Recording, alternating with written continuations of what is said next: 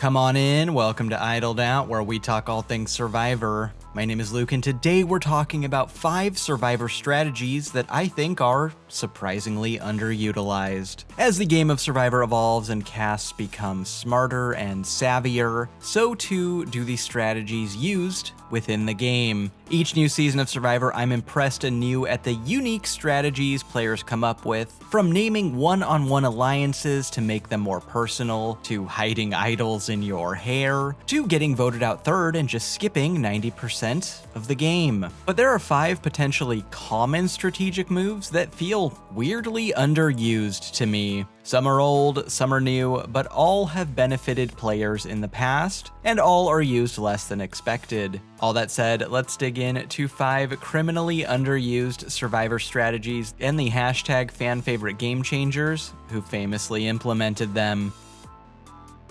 At number 5 is holding your jury vote hostage, most famously used by Adam in Survivor Cook Islands. Adam Gentry is not a player I've talked about a lot on this channel, and for good reason. He sells copiers. But Adam did successfully hold his jury vote hostage to advance himself in the game. At the merge in Cook Islands, Jonathan Penner is the swing vote between the lovable, plucky underdog alliance of the I-24 and the, not as lovable Rero alliance. Pre-merge, Penner accepted an offer to mutiny from I2 to Rero, both because he thought Adam had the idol and because Candace mutinied. He severely overestimated their bond. It was the ultimate hero move. Candace heroically mutinied from the lovable I2s over to Rero, largely to heroically stick her tongue down Adam's throat. Heroically. After a series of increasingly baffling elimination decisions from the larger Rero alliance, Penner somehow makes the merge with the Brat Pack and is immediately caught again between his old and new alliances. But it's Penner's bond with Yul, and Yul's god-tier idol, that brings him back into the I2 fold, and so they begin pagonging Rero. At Final 8, Adam makes an interesting pitch to Yul. The Reros completely despise Jonathan and blame him for their misfortune in the game. Adam, recognizing that Yul's the brains of this I2 operation, tells Yul that he personally holds him accountable for where Jonathan places in the game. Vote Jonathan out before him, and Yul has his vote at the end. Vote Jonathan out after him, and Yul does not have his vote. Yul doesn't vote out Jonathan until 1 round later, but it's actually this move that wins him the game. Adam stays true to his word at Final Tribal and votes for Yul to win over Ozzy in what ends up being a 5-4 final vote tally. Now, Adam obviously did not win Survivor Cook Islands, but it did buy him an additional round or 2 in the game, but it's entirely possible he could have immunitied his way to the end and won with a sympathetic all-Rero jury if literal superhuman Ozzy wasn't here winning every single challenge. Successfully holding your jury vote hostage requires that you appear both sincere and petty enough to follow through on the threat. But it's a move I'm pretty surprised we don't see more often. Let's just be glad it didn't work this time though. Imagine, Adam Gentry, winner of the 13th season of Survivor. We have any candles? You both can appreciate me. This show wouldn't have made it to season 14. At number 4 is playing a fake idol to gauge tribal reaction before playing a real idol, most famously used by Nick in Survivor David vs. Goliath. Before he was turned into a creepin' vampire joke in Winners at War, Nick was actually a pretty ingenious player in his first go-round, and the fake idol play, although failed, was yet another clever move from him. At Final 7, the Davids have somehow blown their hard-earned lead, and only Nick, Davey, and Christian remain. In an effort to call off all the idol hunting that's going on, Nick makes a fake, wraps it in authentic idol leather, and convincingly pretends to find it right in front of everyone, meaning he has free reign to find the idol himself. After spending most of the episode targeting Nick because he thought Nick now had 2 idols, Davey actually finds the real idol himself, and the 2 reconcile before Tribal Council. But heading into Tribal Council, more names than ever are on the table. Will the Davids stick together? Will we see any surprise idol plays? Will Allison finally make that big move? Hey, she's only been teasing it since like day 11. It's gonna happen any day now. At Tribal, Davey plays his good for one tribal only idol for himself, spooking Nick into playing his idol. But before he does that, he plays his fake idol to get a read on the other players' faces. Now I guess Angelina's excellent poker face kinda threw him off because he didn't actually need to play his idol on himself at all, but it's still a super unique idea. And again, I'm surprised more players haven't implemented this strategy if they're not 100% sure that they need idol safety or not. I mean, really, why not do this? What's the worst that can happen other than you completely miss the mark, waste a real idol, and then when you return a few seasons later, the edit goes out of their way to dunk on you at every turn, turning you into a creepy, skulking, Gollum-like creature who alarmingly appears out of nowhere and frightens everyone. But other than that, what's the worst that can happen?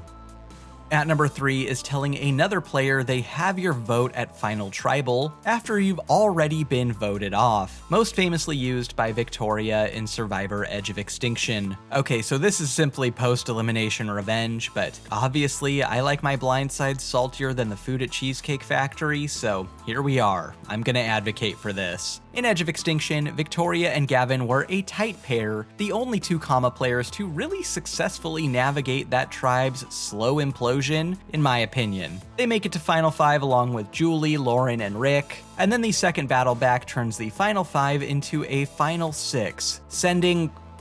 oh, shoot. Someone help me out here. Chip, I think?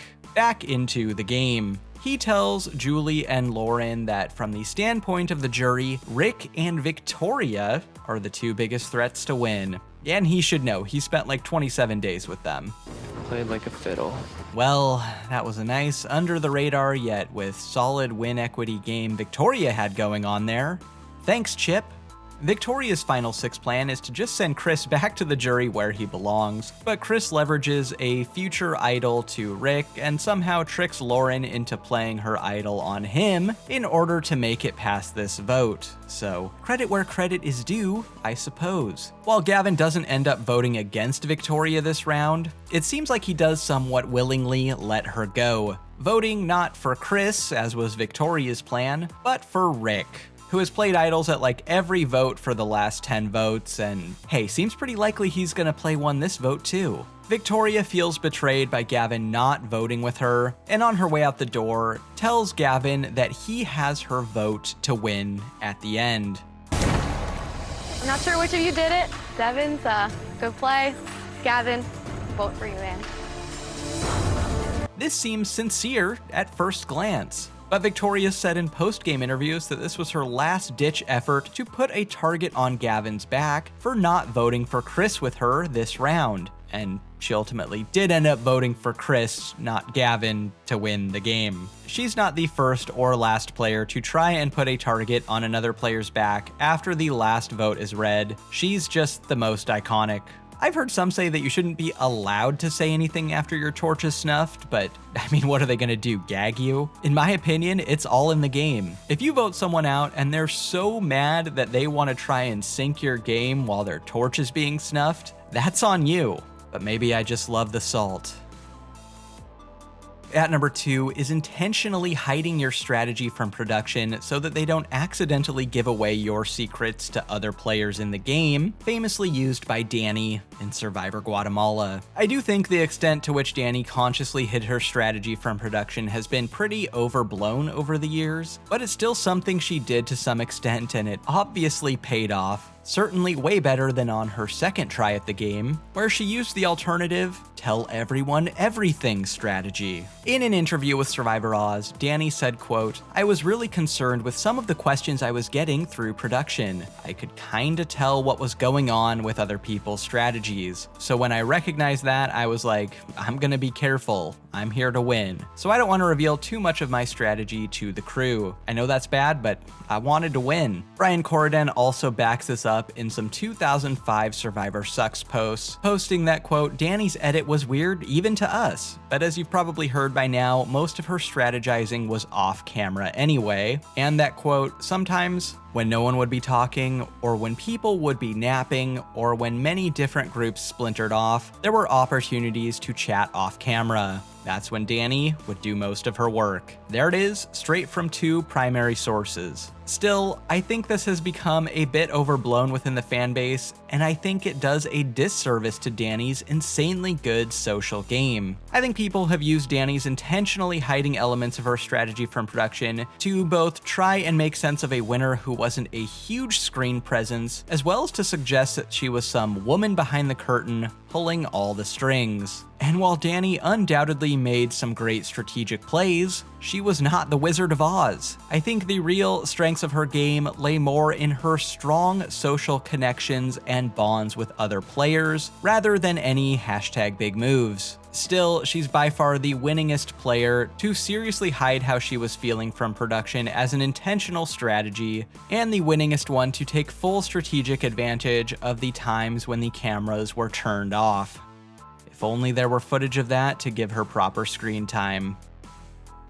The most surprisingly underused strategy in Survivor is voting for the other target when you're the target of a vote split, saving yourself for one additional round, most famously used by Alex in Survivor Fiji. In Fiji, the 4 Horsemen Alliance, that would be Alex, Mookie, Edgardo, and Dreams, entered the merge proper down in numbers 5-4, which then quickly became 6-3 when Dreams flipped, leaving the 4 Horsemen to be just 3 Horsemen. The Survivor Alliance equivalent of the 7 Samurai DVD cover, only having 6 samurai on it. After Edgardo's voted out, the 4 Horsemen are now down to 2 Horsemen. With the majority alliance now having an advantage of 6-2, they can safely split votes between Alex and Mookie just in case of any idols, and then vote out Alex on the revote. But Alex pulls off a pretty slick move here. Realizing that none of the majority is budging and anticipating a split vote, he throws his vote on Mookie instead, successfully avoiding a tie and revote that undoubtedly would have seen him go home. While Alex ends up getting voted out next anyway, you can never underestimate the value of making it just one more round in the game. This is a strategy that could have saved a bunch of players over the years, perhaps most notably Russell Hantz, who could have saved himself in the Redemption Island pre-merge by voting for Stephanie. But there's also Malcolm, Lindsay, Bryce, Liz, Desi, arguably Jill, and probably more that I'm forgetting. Oh, and who could forget Hope in Survivor Karamoan, who could have just voted for Eddie and saved herself instead? You know, like Shamar literally told her to do, like to her face. Vote for Eddie! These stars have to align a bit for this plan to work, and you have to be willing to burn bridges. But cutting your losses and just voting for the other person in a split vote, instead of trusting a moonshot that a tight majority is going to splinter, can get you one day further in the game, and sometimes all you need is one extra day for the game to reshuffle dramatically via tribe swap, merge, or interpersonal drama. To bring it all back to Alex, he understood that voting out his only ally was a tough, yet necessary betrayal. He got that sometimes a little cheating, lying, and backstabbing is necessary in this game, and that you can't take Survivor personally. You can't take Survivor personally, right, Alex? Riddle me this, Dreams. You cheat, you lie, you backstab to succeed. Why would the rats and the snakes be the role models to the kids you and I are trying to help? Explain to me why I would endorse that view of the world. Wow, a guy in a polo being a total dick. Now I've seen everything. Got nothing else for ya. Don't be like Danny and intentionally hide your enjoyment of this channel. Like and subscribe and I'll get you more Survivor content just like this. Until next time, don't get idled out.